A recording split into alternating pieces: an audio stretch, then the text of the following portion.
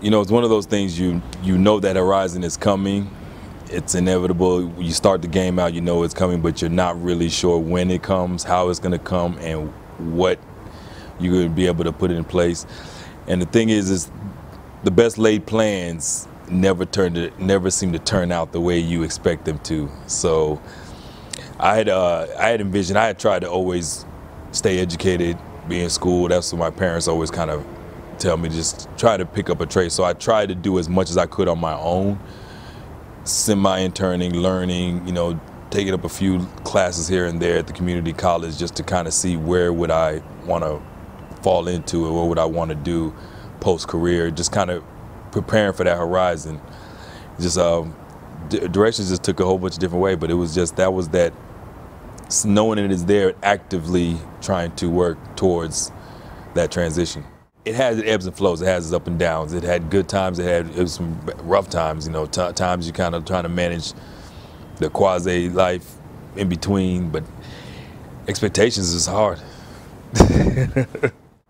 I played arena ball a little bit after I finished playing NFL, and I played NFL Europe. But then over there, I was born in Nigeria, so I did go back to Nigeria during the times that I was off, and I was trying to figure out, okay, come back stateside, try to stay in Nigeria, try to really get back in touch with it. I hadn't had the opportunity to come since I left as a small child until I started going back after my rookie year. So it was trying to, I guess, take a grasp of it from both sides. At the time, I think we were heavy into the economic downturn.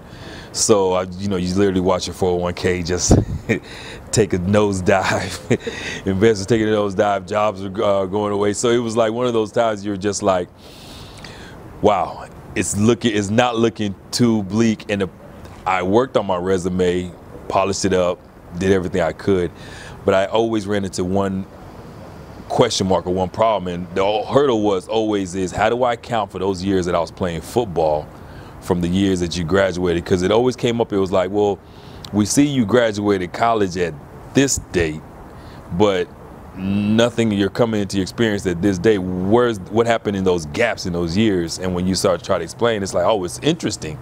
It gets the eye shocking, but then it's like, well, how does that transition into, or how is that applicable to what the job market really was? And that was the hardest part is, okay, well, I need to make up for those years, but I need the opportunity to make the experience, but they're looking at somebody who's a recent grad.